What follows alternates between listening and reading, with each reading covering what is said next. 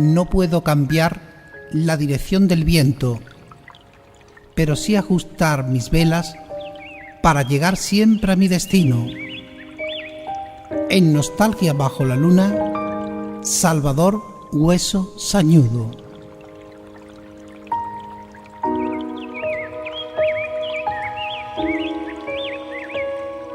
En el año 1961 comenzó a trabajar de dependiente con su hermano. ¿Qué recuerdo tiene usted de eso? Sí, bueno, en 1961 yo tenía inquietudes, no me gustaba trabajar en el campo, puesto que lo que quería era estudiar. Ya mis padres habían dicho que con un buen caballo y sabiendo las 4 reglas, sumar, restar, multiplicar y dividir, era suficiente para desenvolverse y hacer quizá buena fortuna o establecerse en el campo, pero esa no era mi ilusión, a mí eso no me gustaba.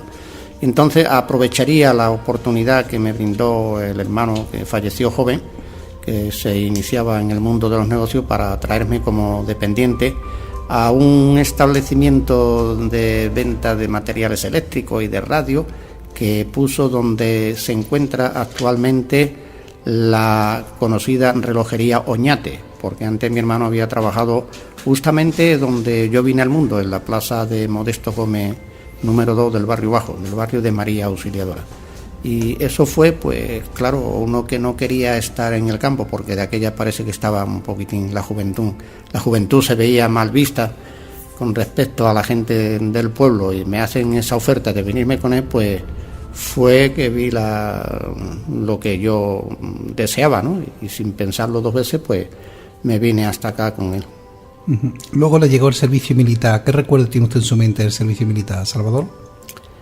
Sí, el servicio militar es un servicio que era obligatorio, obviamente. Yo, sin embargo, me fui voluntario por aquello de escoger cuerpo, y pedí de irme a la aviación, que estaba muy cerquita, en la base aérea de Jerez de la Frontera, y además porque decía que era un sitio donde se hacía una mili más amena, no tan dura como en otros cuerpos, y sobre todo por no estar muy apartado de la familia y no perder el contacto con el pueblo, claro, y con la familia.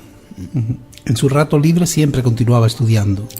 Sí, yo tenía, cuando estaba allí con mi hermano, que dependía de dependiente, pues siempre tenía una enciclopedia o algún libro, y aprovechaba de hacer algunas cosas. Y los hijos de los guardias civiles de aquí de Arco, sobre todo ese Juan Cordero Invernó, era un chaval que sabía mucho, estaba muy puesto, y resolvíamos aquellas dudillas, y a todo el que yo veía que despuntaba un poco, pues lo estaba atosigando. Quizá una cosa que todavía no se me ha quitado, porque aún sigo atosigando a la gente en el mundo de las letras de nuestro Arco. Todavía sigo atosigándola cuando lo veo a los actos culturales. Oye, mira esto, oye, mira lo otro. Me interesa, pero quizá porque haya subido un poquito de nivel. Antes preguntaba a gente más que no tenían tanto nivel, claro. Adriano Contreras, ¿qué recuerdo le trae en su mente? Adriano Contreras fue un profesor maravilloso de música, un caballero para mí, don Adriano Contreras Tebas. Había sido alumno de mi hermano con el que yo estaba trabajando, y bueno, ya sabíamos de lo buen profesor que era, de lo riguroso que era con los alumnos, y mucha gente de Arco le debe a don Adriano Contreras Tebas le debe su formación, Aquellos alumnos que eran revoltosos y que no se acomodaban, tenían difícil acomodación a otros centros escolares que había en la época, eran remitidos a don Adriano Contreras, y ese los enderezaba, lo metía por vereda. Era un caballero que, claro, tenía sus ideologías. Bajando a nivel político, pues el hombre estaba aquí confinado por razones de tipo político que de ninguna manera quiero de entrar en ellas. Juan Cordero. Juan Cordero Invernó fue uno de mis mejores amigos, y lo sigue siendo. Lo que pasa es que el hombre, pues en fin, por avatares de la vida nos hemos visto separados, aunque hemos llevado una vida muy paralela. Vive ahora, no sé si es en un pueblo de la provincia de Sevilla, no sé si es en Dos Hermanas. Y hace poco que le he visto, el hombre tiene pues los problemas propios que surgen en toda familia. Pero es un caballero, ya digo, él es la Guardia Civil. Yo en el Ejército hemos llevado una vida muy paralela, de hecho es capitán también de la Guardia Civil. Y bueno, si siguen manteniendo, alguna que otra vez nos llamamos por teléfono y hablamos, pero Ya lo que pasa, la distancia y nos ha separado ahora. Sí, en el año 1964 se saca usted el certificado de estudios primarios. ¿Qué dificultad tuvo para conseguirlo, Salvador? Yo pienso que aquello fue como un juego para mí. Me acuerdo que hice el examen en las nieves. Yo, con el nivel que tenía, pues no sé quién me comentó, Juan Cordero o alguno, dice, mira, los conocimientos que se tienen, aparte de que se tienen que estar reconocidos, es necesario de que tenga alguna titulación, entonces hay que presentarse. Y cuando surgió esto, pues venga, fui para allá una tarde, nos apuntamos, venga, que hay que examinarse. Llegamos allí, nos pusieron unas cuentas de sumar, multiplicar, dividir, quebrado, no sé, en fin, lo que había de aquella. Y nada, no tuve mayores problemas, salió adelante sin ningún tipo de obstáculo. Me acuerdo que luego me entregaría el título el recordado don Laureano Barrera Ruiz. Ajá, sí. Ya fallecido, sí. Ese hombre, un trabajador incansable. En su currículum también aparece Fernando Perdigones Camacho, un cartero. ¿Qué recuerdo le trae? Fernando Perdigones Camacho era el cartero del pueblo. Estaba ese y el Niño Felisa. Entonces teníamos dos carteros en Arco, Barrio Bajo y Barrio Alto, no sé cómo se lo repartían. Y este hombre llevaba la delegación de las quinielas, el PANDEBE, que le llamaba, Patronato de Apuestas Mutuas Deportivo Benéficas. Y bueno, pues entonces le pidió el hombre llevaba estos menesteres y lo hacía, él era compatible con la actividad de cartero, pero ya tenía el negocio, la gente jugaban más, y le pidió entonces a mi hermano, el que tenía el negocio, que si podía instalarse allí en donde está hoy la relojería de Oñate, en aquel establecimiento. Y mi hermano accedió porque coincidió el periodo de que el negocio lo trasladó desde allí, desde Relojería Oñate, lo trasladó aquí hasta donde está el Gallo Azul. Pero sin embargo aquello de Relojería Oñate seguiría funcionando, que yo estaba al frente más bien como almacén y reparaciones. Y entonces interesaba el tener allí el tema de las quinielas, porque daba un fluido de entrada de gente, de público, y quiera que no, pues ya vendía la pila o veía el tránsito o el reloj y tal, en fin, daba una mayor fluidez quizá al negocio. Y entonces, cuando Fernando Perdigones Camacho decide por razones de trasladarse, pide traslado a Sevilla y me propone el que si me quería quedar con las quinielas. Digo, pues sí, claro. Y me quedé con las quinielas. De eso, esto viene paralelo, me quedo como delegado de las apuestas mutuas, y también como él iba allí todos los días, tenía a la hija, a Maruja, una chica que tenía unos 14 o 15 años tenía entonces, la tenía allí para el asunto de las quinielas. Cuando yo faltaba, pues también ella vendía alguna cosita de las que había allí, había buena compenetración. Y me propuso Fernando, dice, mira, que me voy a Sevilla, ¿a ti te interesa quedarse con él? Digo, pues sí. Y además del hablar, yo le contaba de que no tenía un futuro muy claro y tal. Y me dice, pues mira, han salido plazas de cartero, te quiere presentar a cartero y tal. Digo, hombre, yo a cartero. Dice, hombre, a cartero se está bien. Y fue el que me insinuó el tema de lo de cartero. Lo de la apuesta mutua y deportiva benéfica fue hasta el año 1978. ¿Y cuánto valía qué recuerdo tiene usted eso, Salvador? Las apuestas. Sí, valían un duro, porque eran las de 6 columnas, eran 30 pesetas, 5 por 6, 30. Se podían echar 2 columnas y 6 columnas. Tenía que hacer la liquidación los viernes a última hora, allí haciendo la liquidación, terminaba a las 12 o la 1. Y Manuel, el Maca, ¿no? Manolo, un hombre maravilloso, alguna vez lo andaba buscando por no estaba, me dice, no, está. Porque la quiniela era una cosa muy delicada, Hay que ver que ahí se jugaba, había que recoger los boletos y había que entregarlo en Cádiz, y entonces yo le daba una pequeña propina y el hombre se cuidaba de llevarlo. Y a veces iba a buscarlo al cine, me pasaba de Salvador, que estoy en el cine de verano. Pues bien. Y allá que iba el portero me dejaba hablar, Manolo, aquí tiene tal, venga. Le daba su propinita, y el hombre, que estaba de cobrador en Los Comes, pues se encargaba de entregarlo personalmente en la oficina y me traía el recibo sellado, porque eso era una cosa muy seria, no lo olvidemos. Sí. Era una cosa... Manuel Hernández el Maca, que todavía lo veo por Arco, sí. Sí, Manuel Hernández el Maca, más conocido por el Maca, Manuel Hernández, que fue una persona maravillosa. Un colaborador. Sí, a ese le deben, a Manolo Hernández el Maca, le tienen que deber el pueblo de Arco de que los boletos se echasen en Arco hasta última hora del viernes. Si no hubiera sido por él, hubiera tenido que remitirlo por correo el jueves, o sea que eso se lo tenían que agradecer a él. Él adquirió esa responsabilidad y a su vez, pues en fin, también se ganaba su dinerillo. Obtuvo usted, Salvador, también la plaza de cartero y policía armada, ¿verdad?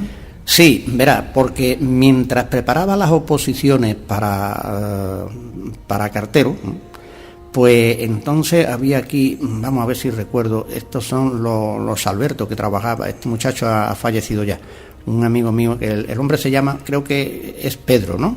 El hermano que tiene aquí es Pedro.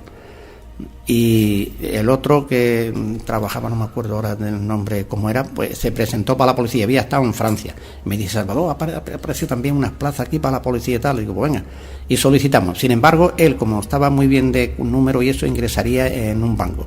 Pero no me acuerdo, no me acuerdo ahora el nombre, era Alberto, creo, los apellidos son Alberto. El hermano lo veo por aquí, que es Pedro, que vive por ahí por las canteras.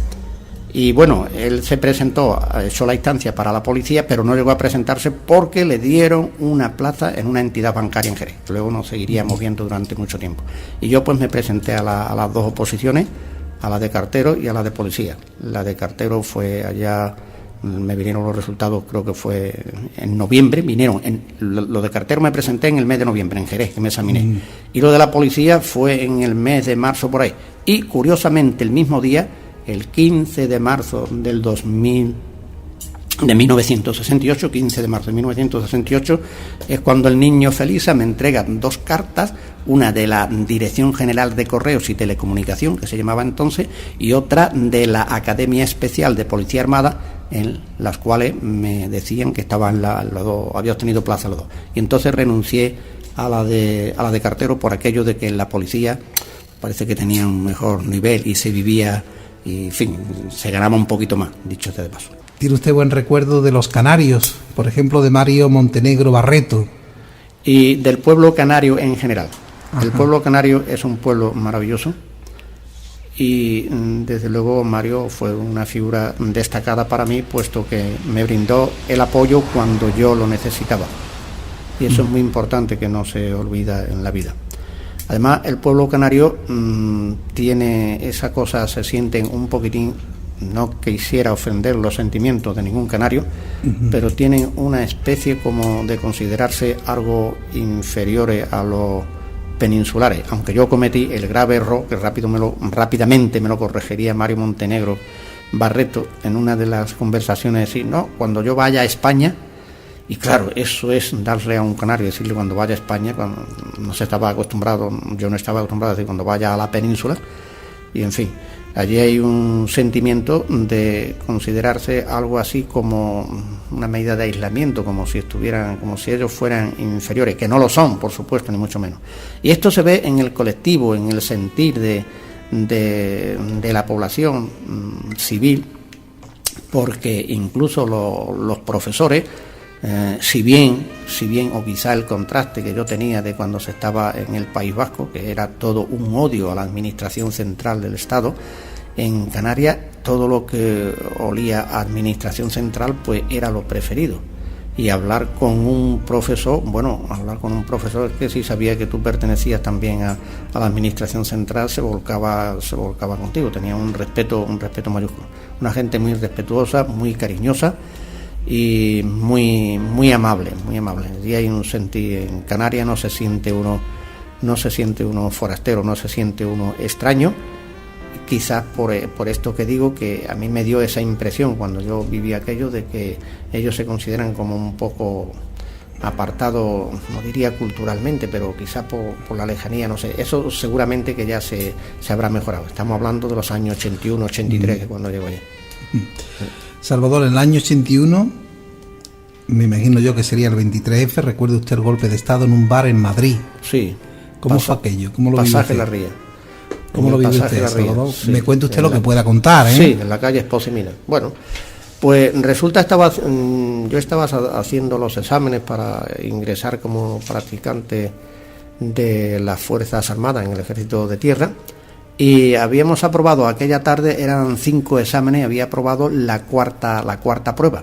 Y en señal del aprobado, pues quedamos los que éramos más allegados, otro opositor que había y un amigo de los tres pues nos fuimos no a festejarlo, sino a celebrar el aprobado, ¿no? Veníamos en el metro y paramos allí en la Puerta del Sol. Oye, venga, vamos a tomar algo y tal, pues venga, vamos.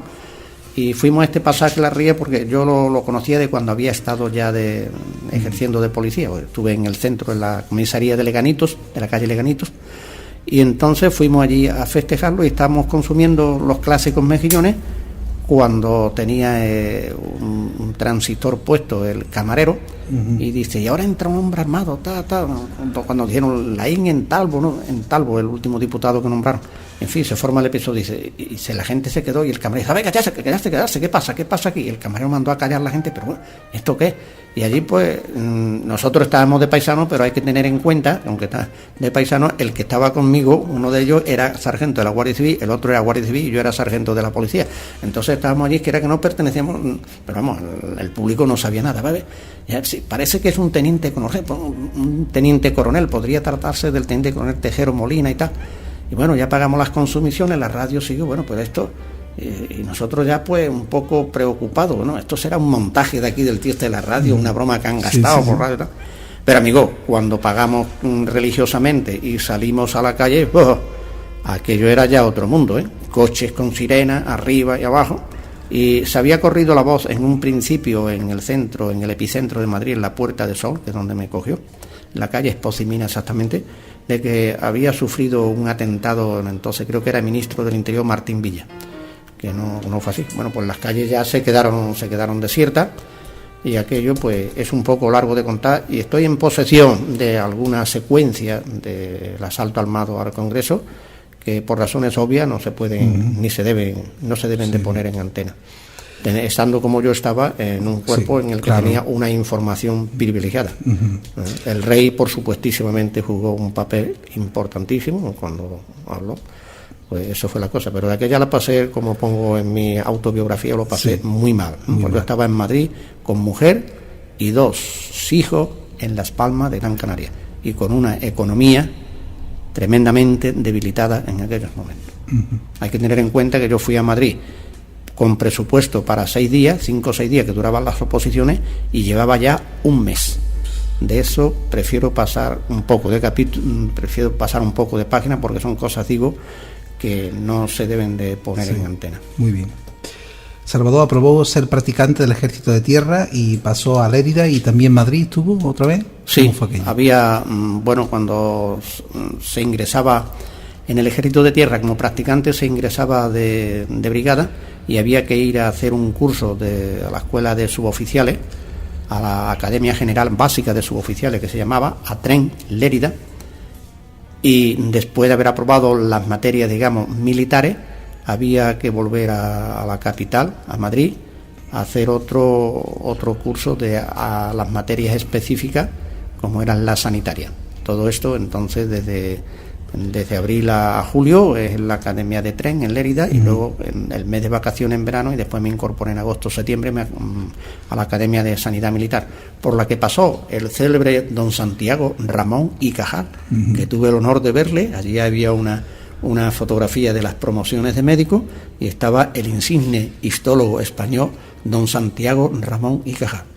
Lo tenía allí subrayado. Salvador, después a Orense, y ya era brigada del Ejército de Tierra, ¿no? Sí, bueno, esto hay que dejarlo un poquito claro. De aquella era brigada del Ejército de Tierra, porque la conllevaba el hecho de ser practicante, era practicante de tercera con una asimilación que había entonces, luego lo quitaron, con asimilación a brigada y sueldo de brigada y sueldo de... Era poco, no era muy grande el paso que había dado, pero garantizaba lo de oficial, puesto yo en la policía ya era sargento, prácticamente cobraba igual, ¿no? ¿Y recuerda usted a José Manuel Prieto del Portillo? Sí, es un caballero, un hombre maravilloso, un madrileño, donde lo subiera. Hace mucho tiempo que no hablo con don Manuel, Prieto del Portillo, hace mucho tiempo, y no sé qué sería de él, porque me parece que dejó la sanidad militar. Estaba de teniente y era un chico fabuloso. Ahora, hay que tener en cuenta, él tenía 2 grados por encima de mí, era mi superior jerárquico y técnico, pero era un chaval. Él tenía 26 años y yo de aquella pues tenía ya los 35 o 36, pero una persona encantadora, maravilloso, maravilloso. Salvador, hay otro momento que comienza a colaborar en una clínica de ATS, y a los 3 años se hace director de esta clínica, y ahí comienza a ganar el primer dinero extra. Sí, bueno, empecé a ganar el primer dinero extra no por ser director, ni muchísimo menos, que me hicieron el encargado de la clínica orensana, pero ya empecé a ganar el primer dinero pues desde que empiezo a trabajar en ella. Y todo, yo había llegado, después de estar, hay que tener en cuenta que estoy 7 meses en calidad, yo de sargento cobraba un sueldo más o menos decente para lo que había entonces, pero estoy 7 meses solamente a sueldo y trienio, es decir, con una disminución de los ingresos aproximadamente del 50%, ¿no? Uh-huh. Y eso, casado y con 2 hijos, como era mi caso, pues a lo largo de 7 meses se había debilitado muy mucho la economía. Entonces yo estaba muy ávido de poder ganar una peseta extra como fuera allí en Orense.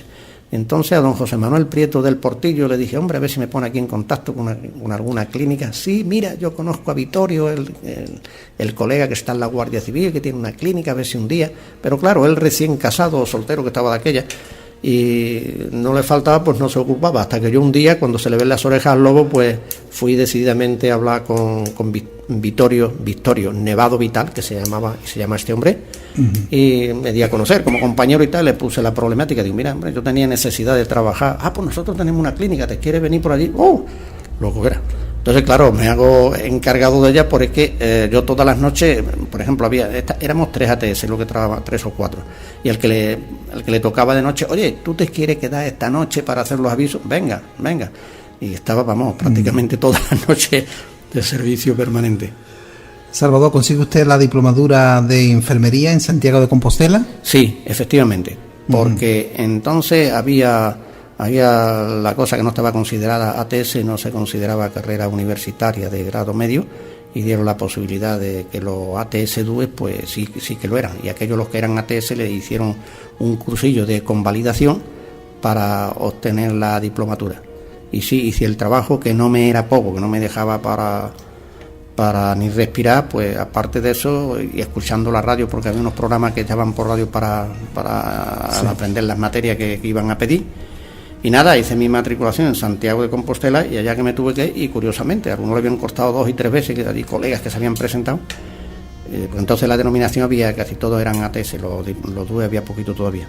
Y nada, la saqué de la primera, era un examen tipo T y tuve la suerte, o lo que fuera, o el estudio, lo saqué de primera, la diplomatura. Ahora todo se ve muy fácil, ¿verdad, Salvador? Pero no ha sido fácil. No fue nada Contarlo fácil. Es fácil, No. Mi mujer, tengo que destacar que en aquella fase jugó un papel importantísimo, porque tú no sabes lo que es acostarte en una cama a las 10 o a las 11 y sonaba el teléfono por las noches, y yo parecía que estaba zombie, porque ya no sabía si era que me tenía que ir para el acuartelamiento, si era un aviso urgente, qué es lo que era, Eso una noche y otra, eso hace mella, Sí. En julio del año 85 vuelve de nuevo a Algeciras de militar, Salvador. Sí, porque en aquella fecha yo había pedido a la Guardia Civil de Guadalajara, la comandancia de la Guardia Civil, que había salido una vacante, y otra había salido para una unidad de élite del campo de Gibraltar, pero eso yo ni zorra idea, la pedí lo mismo que había pedido alguna otra, al cumplir ya el año de estar allí forzoso había pedido una serie de vacantes, y de aquella tenía pendiente la de Guadalajara, la Guardia Civil, y esta para la unidad de élite del campo de Gibraltar. Y cuál no sería mi sorpresa, que me veo destinado, me llaman un día el 4 de julio del 2005, me llama el comandante, dice, mira, hombre, que enhorabuena que ha salido, pero ¿cómo? ¿Qué me dice usted? Sí, vente para acá. Efectivamente, porque en el ejército va todo muy rápido, allí estaba, y se dice, ya venimos al diario, venga, hoy mismo causa baja, lo que necesite y tal. Se portaron muy bien, la gente, los militares allí orensanos, estupendo, la familia. Y luego Salvador, hasta el año 2000 estuvo hasta pasar a la reserva, segunda actividad, y al final fue capitán del Cuerpo Militar de Sanidad. Sí, ya cambiaron denominaciones porque yo entré como ATS del Ejército de Tierra, pero luego se produjo la unificación de los 3 ejércitos, tierra, mar y aire, para una escala única de sanidad, y se crearon lo que se han dado en llamar los cuerpos comunes de las Fuerzas Armadas, que comprende el jurídico, el de sanidad, el de música militares y el de intervención.